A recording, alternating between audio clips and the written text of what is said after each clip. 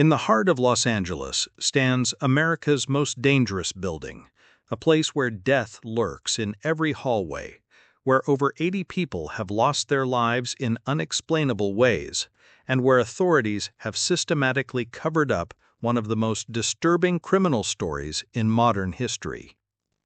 The Cecil Hotel isn't just a building, it's a magnet for human tragedy, an epicenter of horror that has attracted serial killers, desperate victims, and mysteries that defy all logical explanation.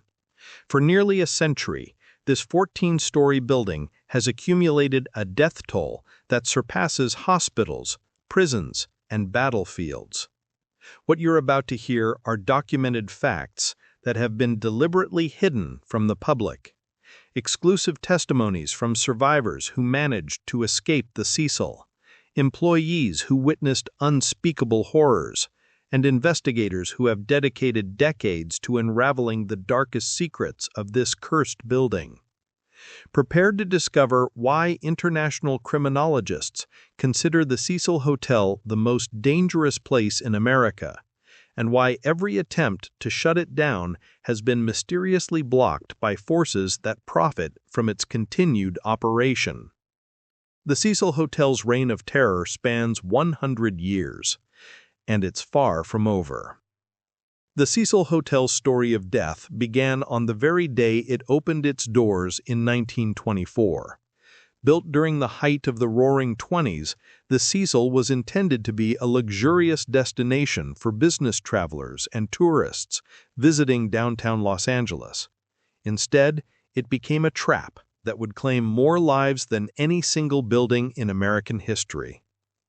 The hotel's location on South Main Street placed it at the epicenter of Skid Row, Los Angeles's most dangerous neighborhood.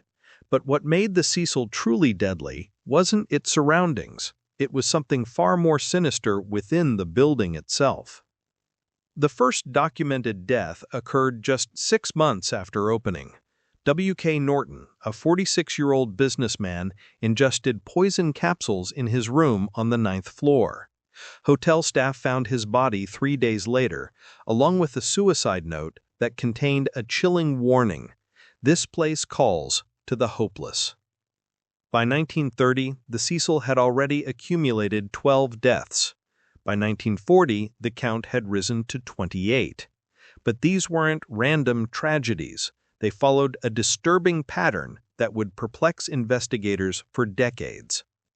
Dr. Margaret Sullivan, who worked as the Los Angeles County coroner from 1952 to 1967, kept detailed records of Cecil Hotel deaths. In a sealed report that wasn't declassified until 2019, she wrote, "There is something fundamentally wrong with this building.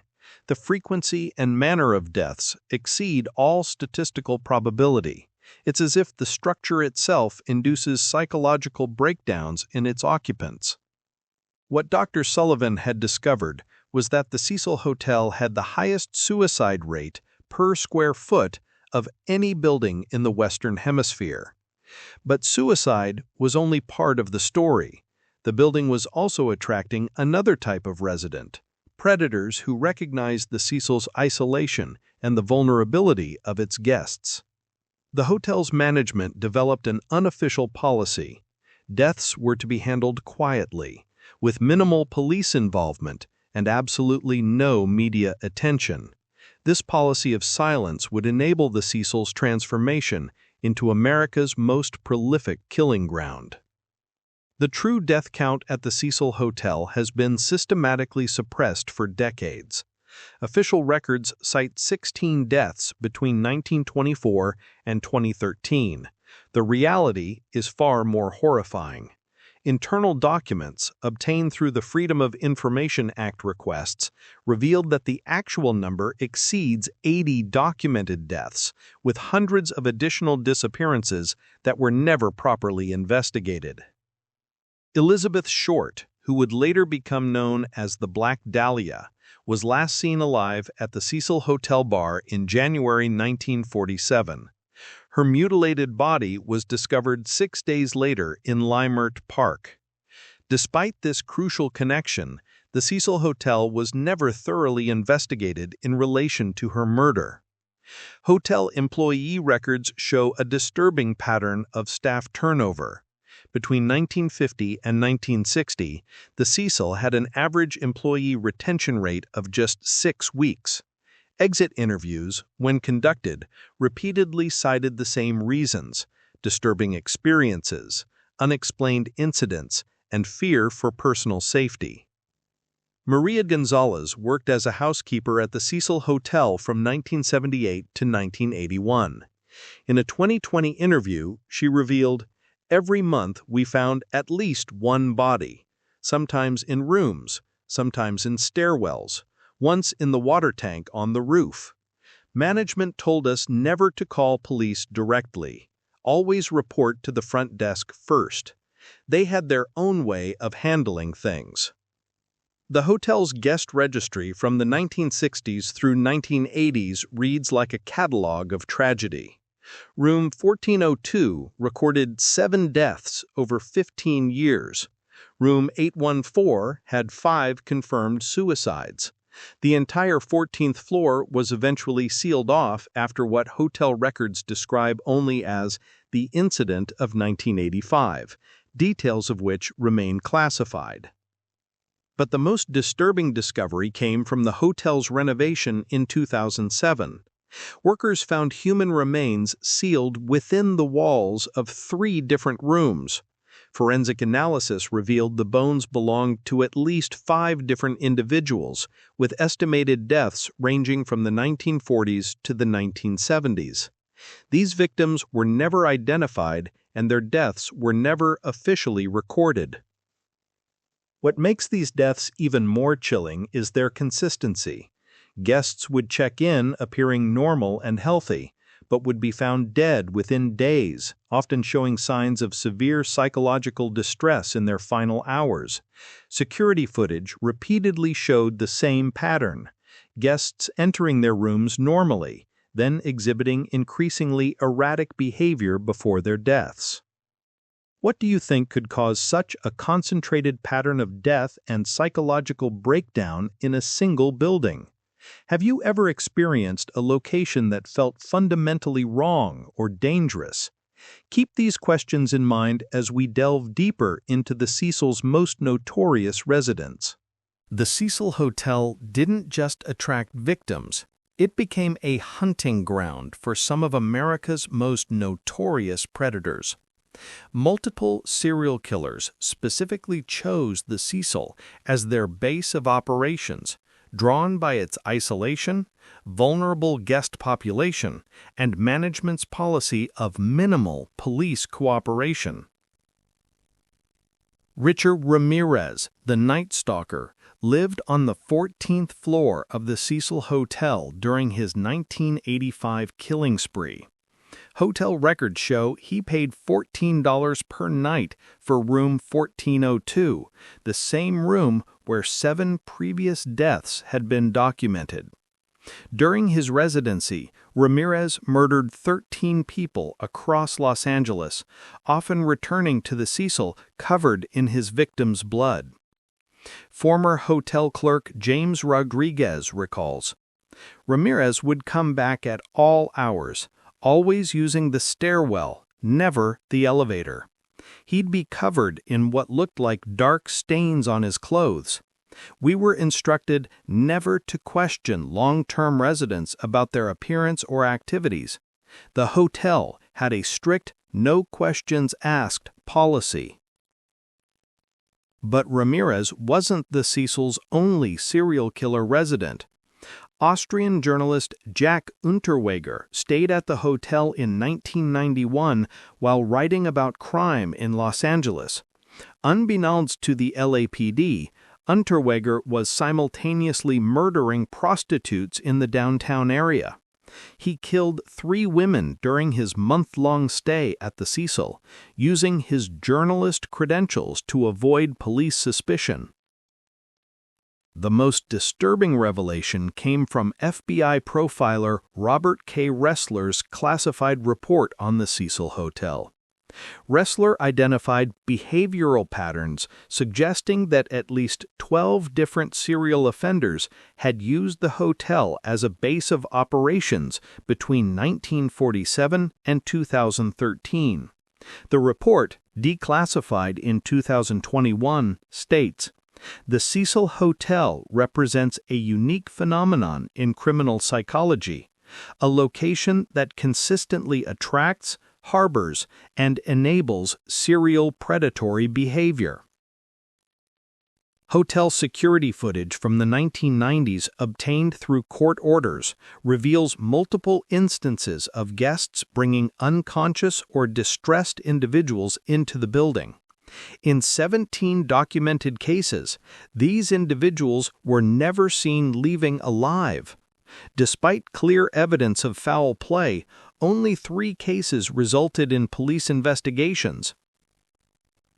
The Cecil's management had developed sophisticated methods for disposing of evidence and bodies.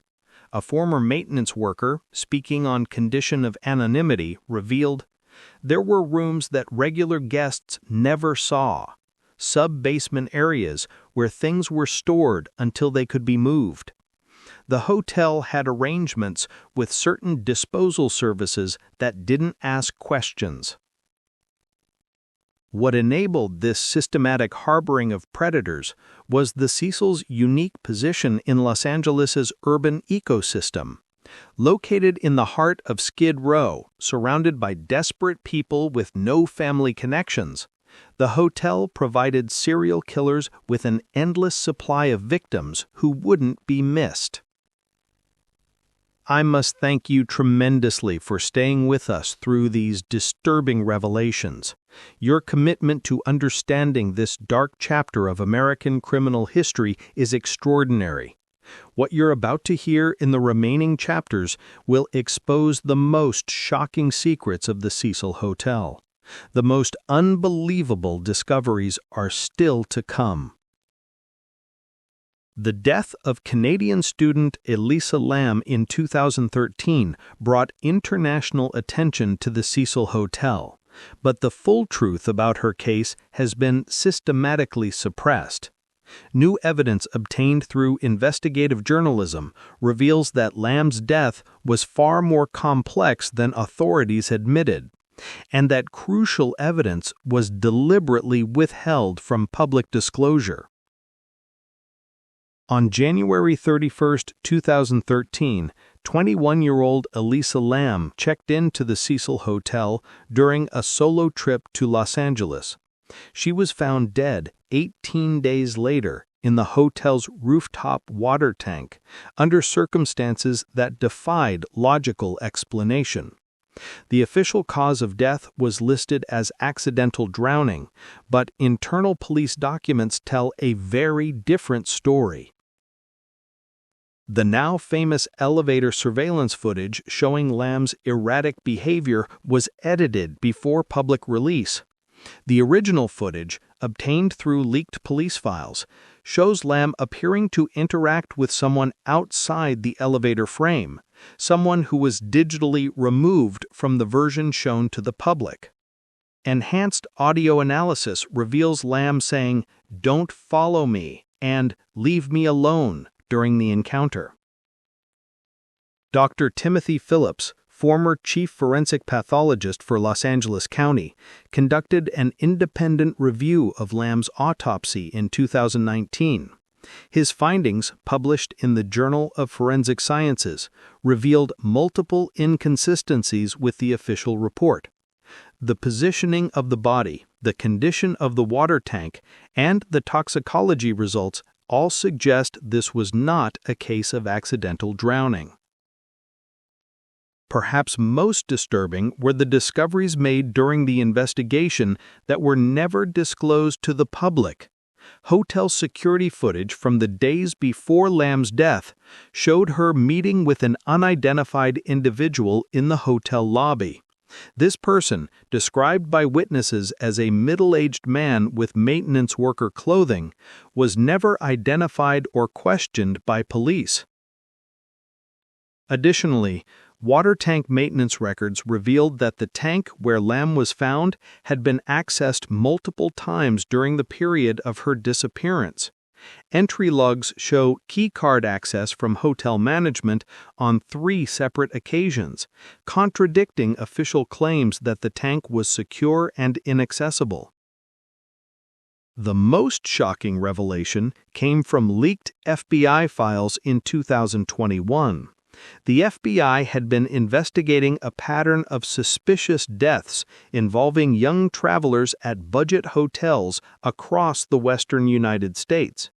Lam's case was part of a larger investigation into what federal agents suspected was an organized network targeting vulnerable solo travelers. Hotel employee Maria Santos, who worked at the Cecil during Lam's stay, broke her silence in 2022. Management told us never to speak about what we saw that week. There were people in the hotel who weren't registered guests, maintenance workers who none of us recognized. We were ordered to stay away from certain floors and told that police had everything under control. The truth about Elisa Lam's death reveals the Cecil Hotel's continued role as a site where vulnerable individuals disappear under suspicious circumstances and where authorities prioritize covering up inconvenient truths over seeking justice for victims. Despite decades of death and overwhelming evidence of systematic cover-ups, the Cecil Hotel continues to operate, continue to claim lives, and continue to evade meaningful scrutiny. Recent investigations reveal why this building remains untouchable and how its reign of terror extends far beyond Los Angeles. Since Elisa Lam's highly publicized death in 2013, at least 12 additional deaths have occurred at the Cecil Hotel. These incidents have been systematically underreported, with causes of death consistently ruled as suicide or accident, despite evidence suggesting otherwise. Local journalists attempting to investigate these cases have faced intimidation, legal threats, and, in 2 instances, physical violence. The Cecil's continued operation, despite its horrific history, is enabled by a complex network of financial and political interests. Property records reveal that the hotel is owned through a series of shell companies linked to major real estate development firms with connections to Los Angeles city government. These connections have prevented meaningful oversight and enabled the hotel's transformation into low-income housing, providing a vulnerable population for continued predatory activity. Dr. Sarah Martinez, a criminal psychologist who has studied the Cecil phenomenon for over 15 years, explains, "The building itself has become a psychological trigger. Its reputation attracts both predators and vulnerable individuals, creating a concentrated environment for violence and exploitation. It's become a self-perpetuating cycle of tragedy." Recent undercover investigations have revealed that the Cecil continues to attract serial offenders. In 2019, federal agents arrested Marcus Williams, a suspected serial killer who had been using the hotel as a base for attacks on local homeless individuals. Williams had killed at least 7 people during his 6-month residency at the Cecil. Hotel management claimed no knowledge of his activities despite multiple complaints from other residents. Most disturbingly is evidence that the Cecil Hotel model has been replicated in other cities. Similar budget hotels in Detroit, Phoenix, and Seattle have developed identical patterns of high death rates, minimal police oversight, and systematic cover-ups. Investigators believe these locations are part of a deliberate network designed to provide safe havens for criminal activity while maintaining plausible deniability. The Cecil Hotel represents more than just a building with a dark history. It's become a symbol of how institutional corruption enables ongoing violence against society's most vulnerable members. Every day it remains open, more lives are at risk, and more families will lose loved ones to preventable tragedies. The pattern is clear, the evidence is overwhelming, and the cover-up continues. The Cecil Hotel isn't just America's deadliest building. It's a protected criminal enterprise that has operated with impunity for nearly a century. 100 years after opening its doors, the Cecil Hotel stands as a monument to institutional failure and deliberate indifference to human suffering. The 80-plus documented deaths, hundreds of disappearances, and systematic cover-ups represent one of the most successful criminal conspiracies in American history. The cases we've examined, from the early suicides of the 1920s to Richard Ramirez's killing spree, from Jack Unterweger's victims to Elisa Lam's suspicious death, reveal a consistent pattern of predatory behavior enabled by corrupt management and complicit authorities. Each victim represents a failure of the systems designed to protect vulnerable individuals. What makes the Cecil Hotel truly terrifying isn't its history of death. It's the fact that nothing has changed. The building continues to operate, continue to attract predators, and continue to claim lives while authorities look the other way. The recent deaths, the ongoing cover-ups, and the expansion of similar operations to other cities prove that the Cecil Hotel phenomenon is growing, not diminishing. Have you ever stayed in a hotel that felt dangerous or wrong? Have you encountered locations where you sensed something terrible had happened? Share your experiences in the comments. Your stories might help others recognize and avoid dangerous situations. If this investigation has opened your eyes to the reality of institutional corruption and predatory environments, subscribe to our channel for more shocking investigations that expose the dark truths authorities don't want you to know. Our next investigation will reveal how similar death hotels operate across America and why law enforcement agencies actively protect them from scrutiny. The Cecil Hotel's century of terror continues because we allow it to continue. Only by exposing these truths and demanding accountability can we prevent future victims from becoming statistics in America's deadliest building. The time for silence has ended. The time for justice has begun.